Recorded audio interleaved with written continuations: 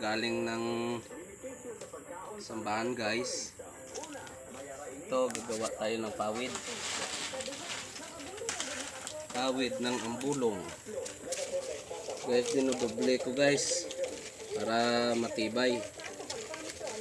Itong ginagawa ko, ang style nito yung sinasabi na sponte, kasi dalawang klase ang pagpapawid namin dito. Yung isa sponte, yung isa harotot. Yung harotot guys, yung kung makita nyo yung sa ibang mga nipa, yung ginagawa nila na pawid, mga nipa, pang madalian yan.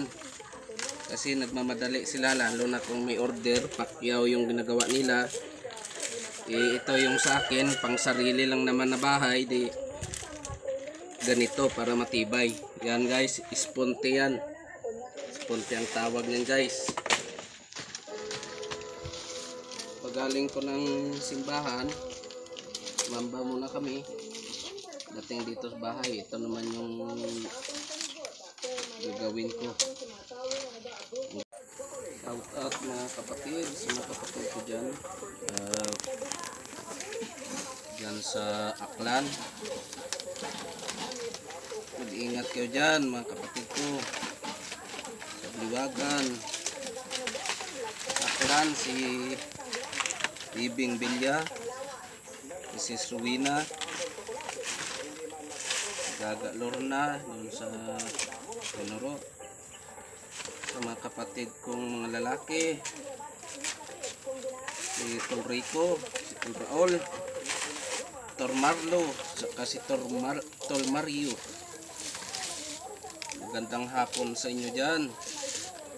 Itong ginagawa ko, alam ko marunong din kayo nito, kayo nga nagturo nito sa akin nung bata pa tayo eh.